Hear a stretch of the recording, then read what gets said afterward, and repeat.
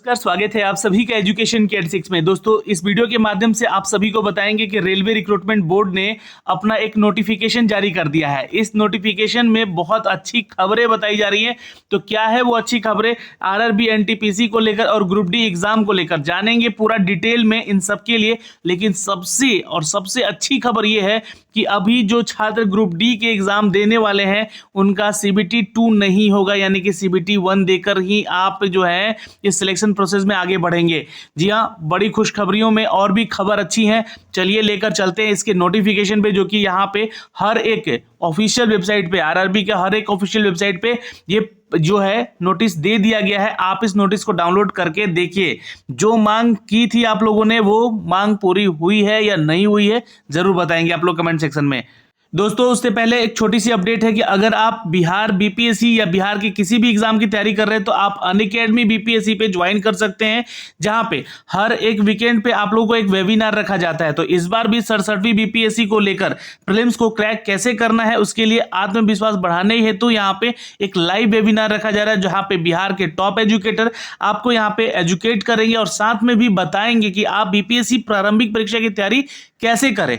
और देखिए, nominal rate है यहाँ पे अभी भी, जो कि आपको इस अनअकैडमी के प्लेटफॉर्म पे जाके अपने आप को यहाँ पे ज्वाइन करना होगा और अपनी परीक्षा की तैयारी में अब लग जाना होगा। क्योंकि आप लोगों के लिए जो डेट है वो 7 मई निर्धारित की गई है, संभावित तिथि दी गई है।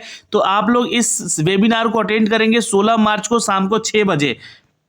और ये जो प्राइस हाइक हुए हैं आप लोगों के लिए, ये कुछ इस तरह से अपडेट किए गए हैं। आप लोग अगर अभी भी 1 साल का सब्सक्रिप्शन ले रहे हैं यहाँ पे, तो 6 महीने के लिए सब्सक्रिप्शन आपको फ्री दिया जाएगा यहाँ पे। तो जल्दी करें, और ये अपडेट आप लोग के लिए है क्योंकि देखिए 9 मार्च से इसका प्राइस हाइक हो चुका है। अगर इसमें भी आपको 10% का डिस्काउंट चाहिए तो आप एक रेफरल कोड यूज कर लीजिएगा, जितेंद्र10, जहां से आपको 10% का डिस्काउंट भी अवेलेबल हो जाएगा। चलिए दोस्तों, सीधे नोटिफिकेशन पर लिए चलते हैं। यहाँ पे क्या है नोटिफिकेशन में अपडेट किया गया। तो सबसे पहले तो आपको बता दें कि ministry of railway in the term of order ERB number, जो कि डेटेड दिया गया है 26/1/2022 को, जिसके लिए कि आप लोगों से भी यहाँ पे सारी चीजें पूछी गई थी कि आप लोग भी अपने जो है सुझाव दें यहाँ पे रेलवे रिक्रूटमेंट बोर्ड को, ताकि इस पे जो है एक कमेटी बैठाया जाए। और इस कमेटी के जरिए जो एक रिपोर्ट आई है वो कुछ इस तरह से है, जो कि आप लोग भी यहाँ पे देख सकते हैं।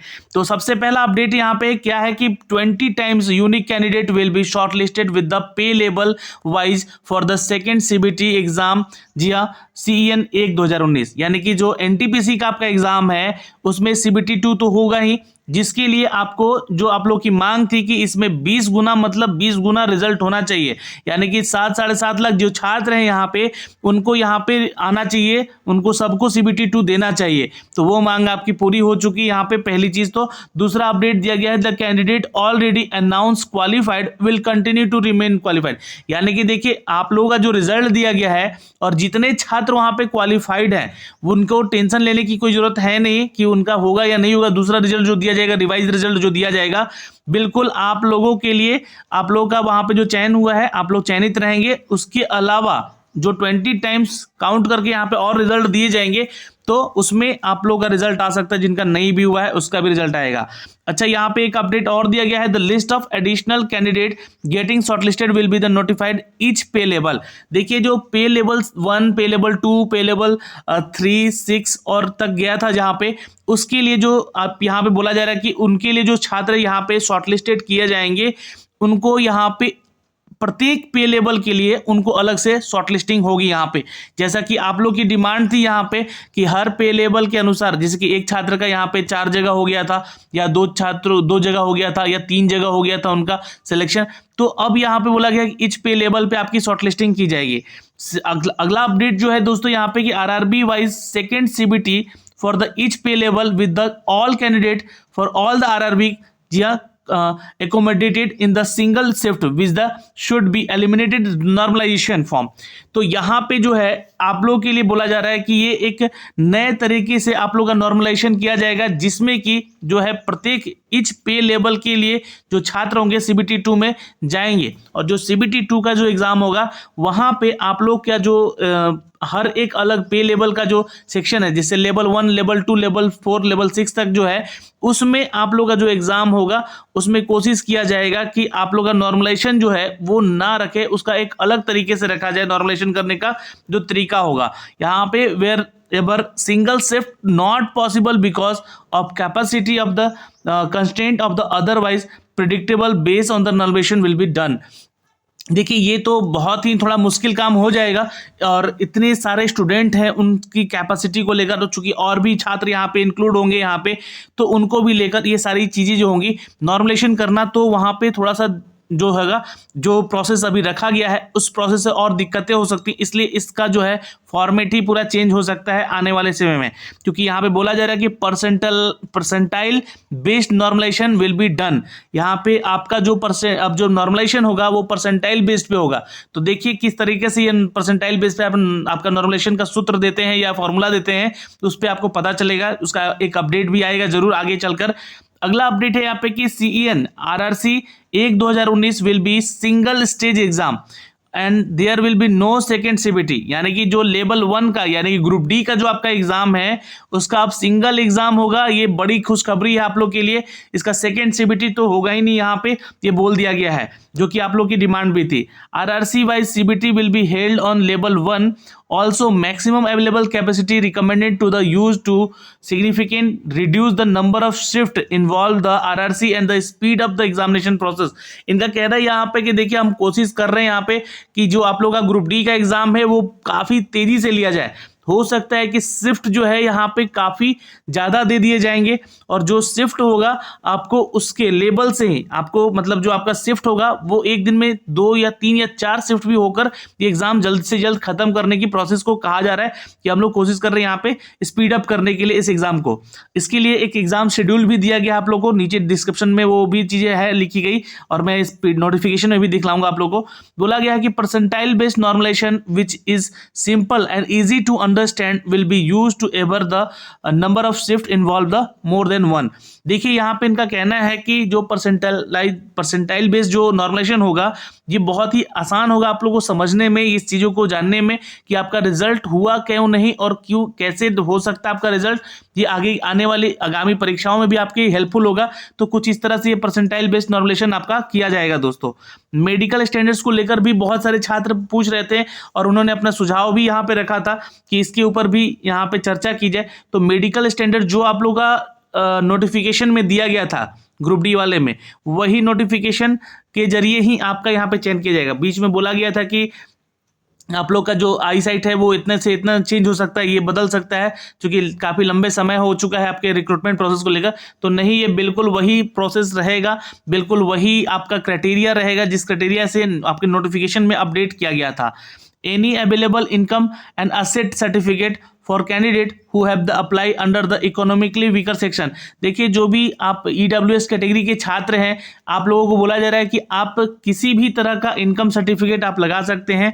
जी हाँ, और यही नहीं बल्कि EWS का आपका जो सर्टिफिकेट है वो किसी भी साल का बना हो वो सब जो भी है एक्सेप्ट किया जाएगा, क्योंकि अभी तो कुछ ही साल हो रहे हैं उसको शुरू हुए, इसलिए EWS के लिए जो भी छात्र यहाँ पे सर्टिफिकेट बनवाए हैं कभी का हो उनका, और इससे डिपेंड नहीं करता कि आपका लास्ट 6 मंथ या 1 साल का होना चाहिए, बस कभी का है बना होना चाहिए, ये आपको एक्सेप्टेबल है। वहाँ पे ये चीज़ें कही गई हैं यहाँ पे।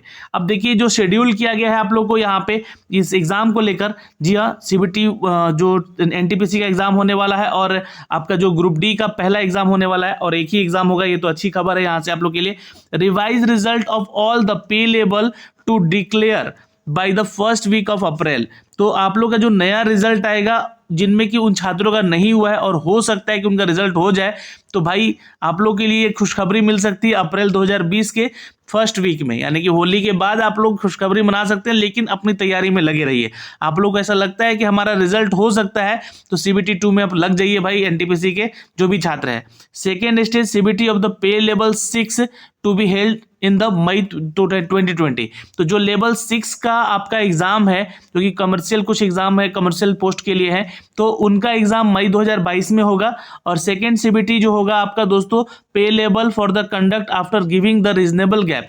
तो और जो भी आपका एग्जाम होगा CBT 2 का वो एक रीजनेबल गैप के तहत होगा, यानी कि शिफ्ट वाइज तो होगा ही बट थोड़ा सा गैप जरूर दिया जाएगा ताकि आप लोग को क्वेश्चन वगैरह समझ में आ जाए, या फिर आपके सेंटर्स अलग हैं तो आपको वहाँ पहुँचने में कोई तकलीफ ना हो, वहाँ पहुँचने में जाने में कहीं तकलीफ ना हो अगर सेंटर कहीं दूर पड़ जाता है तो।